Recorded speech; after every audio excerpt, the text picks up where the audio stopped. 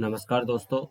आज हम BSc first year के ऑर्गेनिक केमिस्ट्री का चैप्टर नंबर फर्स्ट उसके पार्ट 2 का अध्ययन करेंगे, जिसके अंतर्गत आज हमारा जो टॉपिक होगा वो है फॉर्मल आवेश की गणना करना। किसी परमाणु पर कितना चार्ज होता है, कितना आवेश होता है, उस फॉर्मल आवेश की गणना हम किस प्रकार करते हैं, ये आज हम इस वीडियो के अंतर्गत देखेंगे। तो जब भी फॉर्मल आवेश निकाला जाता है तो एक सूत्र हमको याद रखना होता है। फॉर्मल आवेश बराबर जो परमाणु है जिसका फॉर्मल आवेश ज्ञात करना है उसके समूह की संख्या में से जो असहभाजित इलेक्ट्रॉनों की संख्या होती है जो बंध निर्माण में भाग नहीं लेते, उन इलेक्ट्रॉनों की संख्या में सहसंयोजी बंधों की संख्या को जोड़ देते हैं और उसको परमाणु की संख्या में से घटा देते हैं, तो उस परमाणु का फॉर्मल आवेश हमको प्राप्त हो जाता है। इसको हम एक एग्जाम्पल की सहायता से देखते हैं कि हमारा कंपाउंड होता है एल्किल आइसोसाइनाइड। एल्किल आइसोसाइनाइड में एल्किल से आइसोसाइनाइड समूह यहाँ पर जुड़ा हुआ होता है और नाइट्रोजन के जो दो एकांकी इलेक्ट्रॉन युग्म होते हैं वो इस कार्बन को दे दिए जाते हैं। तो हमको ये ज्ञात करना है कि ये कार्बन के ऊपर और नाइट्रोजन के ऊपर फॉर्मल आवेश जो चार्ज है वो कितना है। तो सबसे पहले हम बात कर लेते हैं कार्बन परमाणु की। तो कार्बन परमाणु का फॉर्मल आवेश, चूँकि कार्बन जो एलिमेंट्स है उसकी समूह संख्या 4 है, चौथे वर्ग का है, फोर्थ ए वर्ग, माइनस अब असहभाजित इलेक्ट्रॉनों की संख्या हम देखेंगे तो कार्बन के पास 4 इलेक्ट्रॉन होते हैं। उन 4 इलेक्ट्रॉन में से 2 इलेक्ट्रॉनों का नाइट्रोजन के साथ इसने बंध बना लिया, तो 2 इलेक्ट्रॉन इसके पास असहभाजित रह जाते हैं। तो असहभाजित इलेक्ट्रॉनों की संख्या 2, और चूंकि कार्बन कितने बॉन्ड का निर्माण कर रहा है तो 3 सहसंयोजी बंध ये यहाँ पर बना रहा है, तो सहसंयोजी बंधों की संख्या 3 हो गई। इस प्रकार 3 और 2 5, तो 4 में से जब हम -5 करेंगे तो माइनस वाली संख्या बड़ी है, इसलिए यहाँ पर हमको -1 चार्ज प्राप्त होगा। तो हम कह सकते हैं ये जो कार्बन परमाणु है उसका फॉर्मल चार्ज कितना है, -1 है। इसी प्रकार यदि हम नाइट्रोजन परमाणु का फॉर्मल आवेश ज्ञात करें तो नाइट्रोजन जो है वो 5th ए वर्ग का तत्व होता है, इसलिए इसकी समूह संख्या 5 हो गई। और यहाँ पर नाइट्रोजन को देखिए कोई भी असहभाजित इलेक्ट्रॉन नहीं है, क्योंकि इसके जो 2 इलेक्ट्रॉन थे वो यहाँ पर उपसंयोजक बंध में काम आ गए, कार्बन को देकर के उपसंयोजक बंध बना लिया। तो ऐसी स्थिति में असहभाजित इलेक्ट्रॉन की संख्या यहाँ पर 0 हो जाती है और बंधों की संख्या, चूंकि 3 बंध तो ये कार्बन के साथ बना रहा है नाइट्रोजन और 1 बंध बना रहा है एल्किल समूह के साथ, तो नाइट्रोजन परमाणु कुल सहसंयोजी बंधों की संख्या कितनी है, 4। अतः 5 - 4 बराबर करेंगे तो +1 प्राप्त होगा, और ये जो +1 चार्ज है वो इस नाइट्रोजन का फॉर्मल आवेश होगा। तो इस प्रकार हम किसी भी कंपाउंड्स के अंतर्गत उनके परमाणुओं के फॉर्मल आवेश की गणना कर सकते हैं। सिंपल सा तरीका है, उस तत्व की, उस परमाणु की समूह संख्या लिखनी है, फिर असहभाजित जो इलेक्ट्रॉनों की संख्या है जो बंध में भाग नहीं ले रहे हैं उनकी संख्या और सहसंयोजी बंधों की कुल संख्या को जोड़ करके उस परमाणु की समूह संख्या में से उसको घटा देंगे तो हमें फॉर्मल आवेश प्राप्त हो जाता है। ओके दोस्तों, इस प्रकार आपकी प्रतिदिन एक क्लास रहेगी। तो यदि आपने इस चैनल को सब्सक्राइब नहीं किया है तो प्लीज़ इस चैनल को सब्सक्राइब करें और अधिक से अधिक अपने दोस्तों को सब्सक्राइब करना और शेयर करना न भूलें, तथा वीडियो कैसी लगी उसको लाइक और कमेंट्स के द्वारा बताएं। सेकंड जो इस यूनिट का हमारा सेकंड टॉपिक आता है वो आता है सहसंयोजक बंध की प्रकृति, कि जो सहसंयोजक बंध होता है उसकी प्रकृति क्या होती है। तो सहसंयोजक बंध की प्रकृति को सर्वप्रथम बार्नहॉफ और लीवेल सिद्धांत की थ्योरी के द्वारा समझाया गया था, और इस थ्योरी के अनुसार चूंकि कार्बन जो परमाणु होता है तो कार्बन का एटॉमिक नंबर, परमाणु क्रमांक जो होता है वो तो 6 होता है, तो ऐसी स्थिति में इसका इलेक्ट्रॉनिक विन्यास होता है 1s2, 2s2 और 2p2। तो ये इसका वाह्यतम कोश होता है और वाह्यतम कोश में जो इलेक्ट्रॉनों की संख्या है वो कितनी है, 4। अतः बाह्यतम कक्षा में इसके में 4 इलेक्ट्रॉन होते हैं। तो हम कह सकते हैं कार्बन की 4 संयोजकता होती है, जिसे हम चतुसंयोजी परमाणु भी कहते हैं। अब बात आती है कि ये चारों संयोजकताएं किस रूप में व्यवस्थित होती है। तो इसकी 3 प्रकार की संरचनाएं निर्मित की जा सकती है, जिनमें एक संरचना होती है समतलीय, दूसरी होती है पिरामिडीय और तीसरी होती है चतुष्फलकीय। लेकिन बार्नठॉप और लीवेल ने बताया कि कार्बन की जो चारों संयोजकता होती है वो चतुष्फलकीय आकार में व्यवस्थित होती है, क्योंकि कार्बन की चारों संयोजकताएं परस्पर समान होती है और इनका कोई भी समायोगी रूप नहीं होता। जबकि जो समतलीय और पिरामिडीय संरचना होती है इनके समायोगी रूप होते हैं।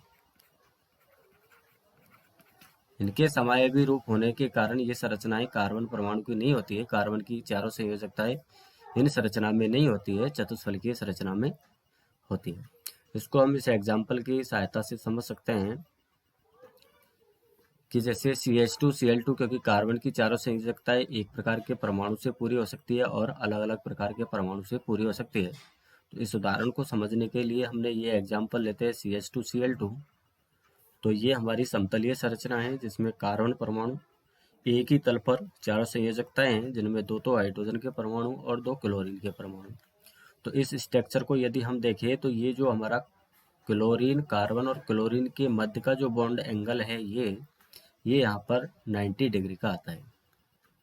अब ऐसी स्थिति में यदि हम इस हाइड्रोजन के परमाणु को यहाँ प्रतिस्थापित कर दे और क्लोरीन को यहाँ कर दे, या तो ऐसे कर सकते हैं, या फिर दूसरी स्थिति में हाइड्रोजन जैसे आपका यहाँ आ गया तो ये क्लोरीन का परमाणु यहाँ आ जाएगा। तो ऐसी स्थिति में ये कार्बन के आमने सामने दोनों क्लोरीन के परमाणु हो जाएंगे। ये दोनों क्लोरीन के परमाणु एक तरफ है, जबकि ये बिल्कुल एक दूसरे के अपोजिट है। तो ऐसी स्थिति में यहाँ पर Cl और C और Cl के मध्य का जो बॉन्ड एंगल होगा वो 180 डिग्री का होगा।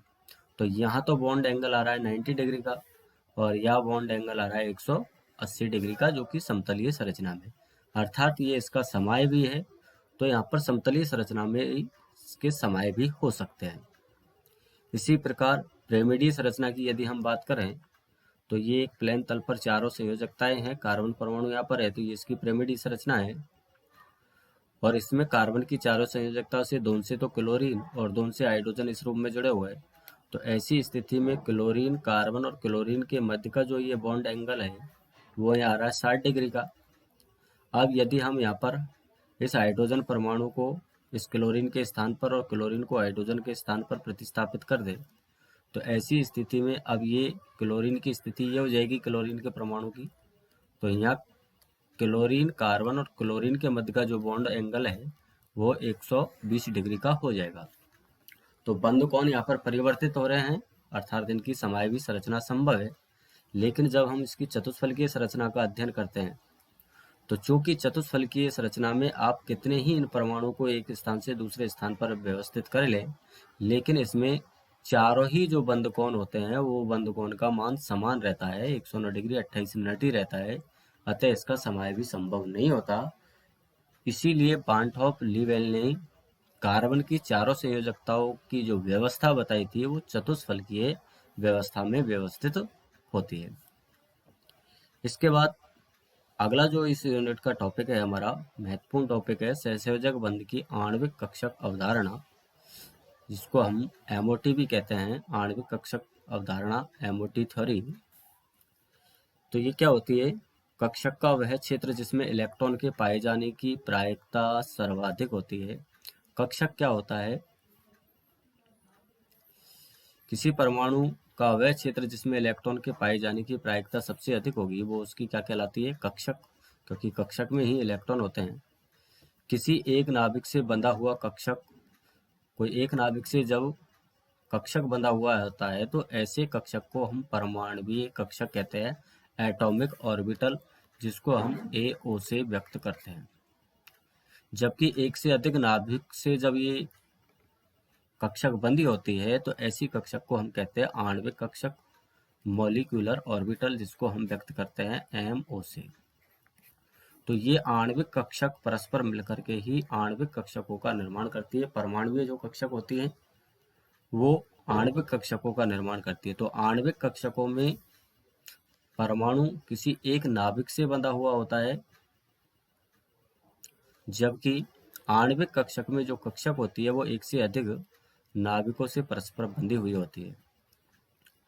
इस अवधारणा के अनुसार अयुग्मित इलेक्ट्रॉन की परमाणुीय कक्षकों के अतिव्यापन, जो परमाणुीय कक्षक एटॉमिक ऑर्बिटल बनती है वो परस्पर अतिव्यापन करती है, जिसको हम ओवरलैपिंग भी कहते हैं।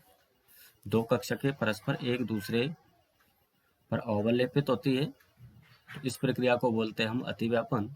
और इस अतिव्यापन के फलस्वरूप जो बॉन्ड का निर्माण होता है उस बंध को बोलते हैं हम सहसंयोजी बंध। तो परमाणुीय कक्षकों का जो अतिव्यापन होता है उस अतिव्यापन से दो प्रकार के सहसंयोजी बंधों का निर्माण होता है, जिसमें एक होता है हमारा सिग्मा बंध और एक होता है हमारा पाई बंध। जब कक्षकों का अतिव्यापन नाभिक की अक्ष पर होता है, उनकी नाभिकों की अक्ष के परस्पर आपस में अतिव्यापित होती है, तो ऐसी स्थिति में जो बॉन्ड का निर्माण होता है वो हमारा सिग्मा बंध बनता है। जबकि पाई बंध का निर्माण होता है कक्षकों के नाभिकीय अक्ष के समांतर ये अतिव्यापन करती है, जिसको हम बोलते हैं समपार्श्वीय अतिव्यापन। तो ये अक्षीय अतिव्यापन होता है, जबकि ये समांतर अतिव्यापन होता है। अक्षीय अतिव्यापन से सिग्मा बंध का निर्माण होता है, जबकि समांतर अतिव्यापन से पाई बंध का निर्माण होता है। जब भी एस कक्षक का अतिव्यापन होता है तो वो एस कक्षक का हो या एस पी कक्षक का हो, एस कक्षक का हो या एस पी कक्षक का अतिव्यापन जब भी होता है तो उससे हमेशा सिग्मा बॉन्ड का ही निर्माण होता है। जैसे यहाँ पर बताया गया है कि दो एस कक्षक है, क्योंकि एस कक्षक आपकी गोलाकार होती है, तो ये अक्षीय अतिव्यापन कहलाता है। नाभिक की अक्ष के समांतर ये अतिव्यापन होता है। तो अक्षीय अतिव्यापन आपका एस कक्षकों के मध्य हो रहा है, तो इससे जो बंध का निर्माण होता है वो हमारा सिग्मा बंध। तो हमको याद रखना है, पहला एस अतिव्यापन, एस अतिव्यापन से सिग्मा बंध बनता है। यदि एक एस कक्षक और एक पी कक्षक आपस में अतिव्यापन करती है और ये भी अक्षीय अतिव्यापन करती है, तो ऐसी स्थिति में भी सिग्मा बंध का निर्माण होता है। तीन स्थितियों में हमें सिग्मा बंध का निर्माण होता है, जो आपको याद रखना है, एस अतिव्यापन सिग्मा बंध, एस पी अतिव्यापन सिग्मा बंध, और एक होता है पीपी समाक्षीय अतिव्यापन। यदि पीपी कक्षकों की परस्पर अक्ष आपस में अतिव्यापन करती है, तो ऐसी स्थिति में भी जो अतिव्यापन के द्वारा बंध का निर्माण होता है वो भी सिग्मा बंध होता है।